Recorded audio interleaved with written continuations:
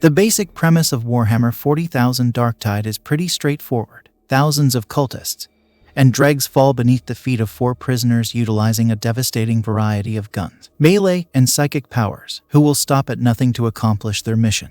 It is also Stockholm developer Fatshark's follow-up to its popular first-person horde action game Warhammer Vermintide 2, and is its first attempt at tackling the 40,000 series. Warhammer 40,000 Darktide is light on narrative, but it opens with the player-created protagonist being hauled off to be executed for reasons determined in the character creator. The ship they are on is suddenly attacked, and with the help of Explicator Zora, players escape to a ship named the Morning Star. The player's sentence is put on hold with the intent to be conscripted in the Inquisition and investigate a chaos infiltration on the city of Tertium.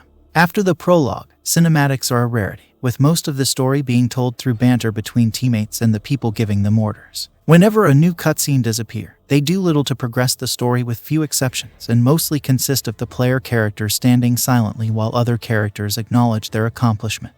What is available at launch is charming, with the banter showing decent chemistry between a squad of people from different walks of life who are consistently thrown into hellish situations and not expected to return. Since Warhammer 40,000 writing veteran Dan Abnett penned the story, the dialogue's quality is of no surprise even if lines do repeat from time to time. Since the game is a live service with an evolving narrative, it remains to be seen if expansions will lean more heavily on a cinematic narrative or keep delivering the story during missions. Regardless of how one may feel about a thin narrative, Warhammer 40,000 Darktide's mission focus is made clear quickly. A squad of 4 players is spawned in a sector of Tertium with a specific goal, and ripped through thousands to achieve it.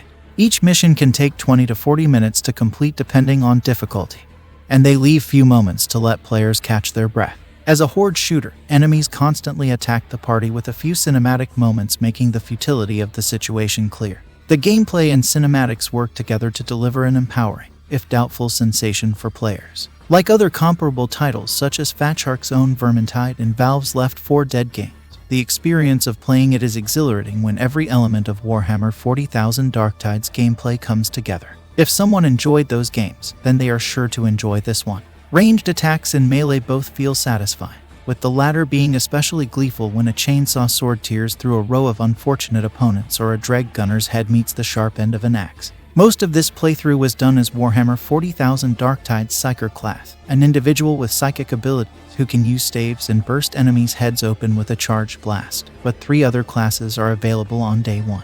They include the Giant Ogren who can use heavy weapons and tank hits, the Quick Preacher who can also use flamethrowers, and the Veteran for those who want a more traditional FPS experience. Regardless of the chosen class, they provide a balanced experience for the game's emphasis on playing aggressively and cooperatively. Still, there is a certain level of glee to be had when multiple psychers with staves end up in the same party, and a constant stream of psychic blasts pick off elite enemies while charged explosions hold back the general horde. In its simplest form, Warhammer 40,000 Darktide is just absolute chaotic fun regardless of the mission's chosen difficulty.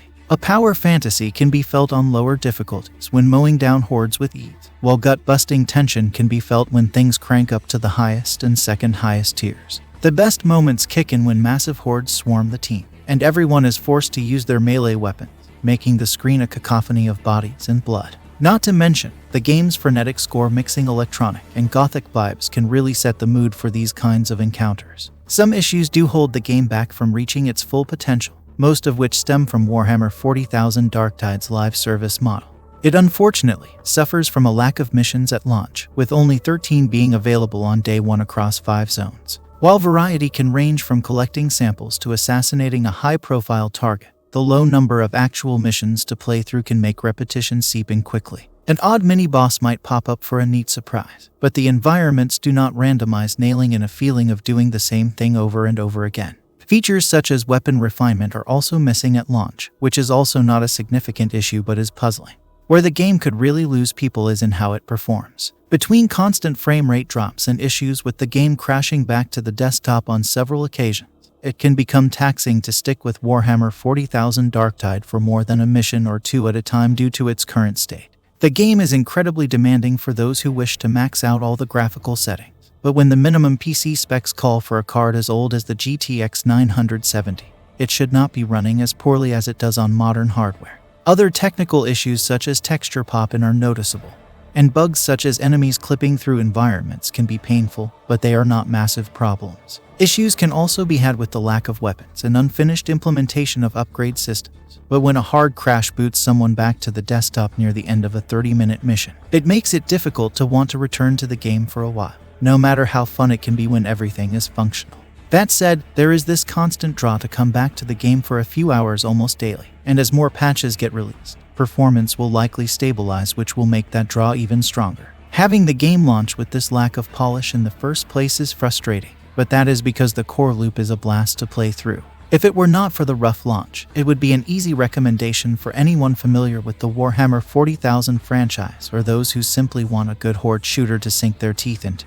And that's it. I hope this review is helpful for you. But if you enjoyed this video, then leave a like and subscribe to the channel to support me. Leave a comment down below with your thoughts. As always, until next time, take it easy.